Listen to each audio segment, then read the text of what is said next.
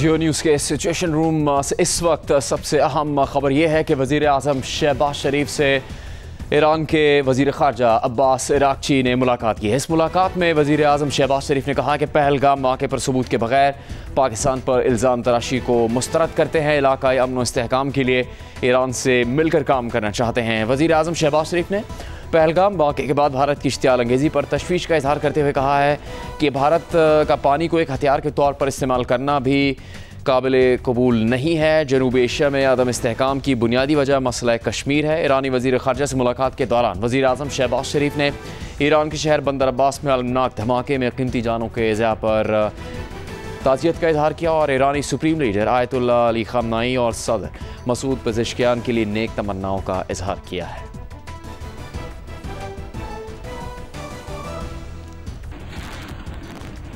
Iran के वज़ीर ख़ारजा की अहम मुलाकातों की तफसील आपको जियो न्यूज़ के सिचुएशन रूम पे हम बता रहे हैं।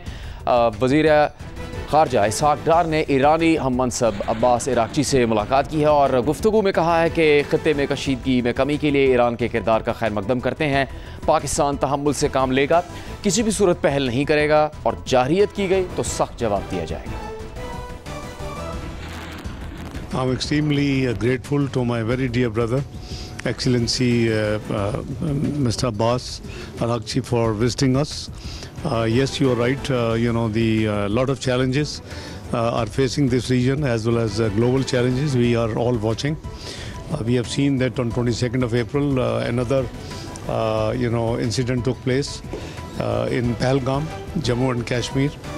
Pakistan has nothing to do with this incident. Number one, Prime Minister Shehbaz Sharif has made it, a public offer that we welcome any international, transparent and independent probe. Large number of our counterparts, foreign ministers, deputy prime ministers or Qatari prime minister, when they appeal to Pakistan and ask us and also India not to escalate under the circumstances in the interest of regional peace and security, I have assured them, as decided in the meeting of the National Security Committee of Pakistan, that we will demonstrate patience, we will exercise full restraint, and we will not be the first one to take any escalating move. However, if India takes any adventure, any escalating move, then we will give a befitting reply. Pahalgam वाक़े के बाद भारत के जारहियत के इरादों से पैदा होने वाली कशीदा सूरत हाल में पाकिस्तान के army chief general Nasir Munir ने कहा है कि पाकिस्तान खित्ते और दुनिया में अमन का ख्वाह है, लेकिन अगर पाकिस्तान की खुद मुख्तारी या जोग्राफियाई सालिमियत को चैलेंज किया गया तो भरपूर जवाब दिया जाएगा। ISPR के मुताबिक 15वीं नेशनल वर्कशॉप में बलूचिस्तान के शुरा से बात करते हुए जनरल नासिर मुनीर ने कहा कि गैर मुल्की स्पॉन्सर्ड दहशतगर्दी बलूचिस्तान की सिक्योरिटी के लिए संगीन खतरा है।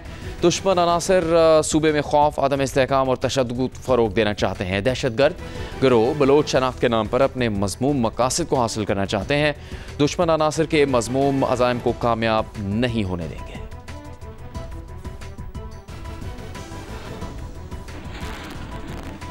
और आपके लिए एक और अहम खबर, पाकिस्तान ने अब्दाली मिसाइल सिस्टम के बाद जदीद नेविगेशन सिस्टम से लैस फतेह मिसाइल का कामयाब तजर्बा किया है। ISPR के मुताबिक ज़मीन से ज़मीन तक मार करने वाले फतेह मिसाइल की रेंज 120 किलोमीटर है। फतेह मिसाइल की टेस्ट लॉन्चिंग का मकसद फ़ौजी तैयारियों का जायज़ा लेना है। Chairman joint chiefs of staff committee और आर्मी चीफ ने कामयाब तजर्बे पर टीम को मुबारकबाद दी है। ISPR के मुताबिक पाक फ़ौज दुश्मन की किसी भी जारहियत का भरपूर जवाब देने की सलाहियत रखती है।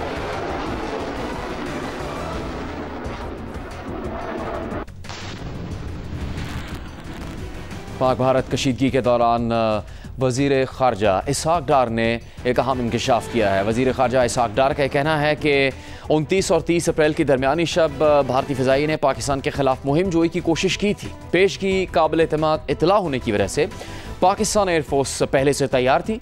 पाक फ़िज़ाई ने बरवक्त कार्रवाई करते हुए भारतीय तैयारों को वापस भागने और भारत की तरफ लौटने पर मजबूर कर दिया। वज़ीर ख़ारजा के मुताबिक उनके पास ये इतलात भी हैं कि भारतीय एयरफोर्स के इन तैयारों ने उस रात जल्दबाजी में श्रीनगर में लैंडिंग की थी। We are absolutely alert. We are absolutely in a position. Our armed forces are, ready. And there has been an attempt Between the night 29th and 30th of April, we had credible news of some misplay or adventurism by Indian Air Force. Alhamdulillah, we made them to run back and turn back to India. Our Air Force moved swiftly, timely, and made them to run back and turn back to India. According to our information, they landed in hurry at Sri Lanka, at Srinagar.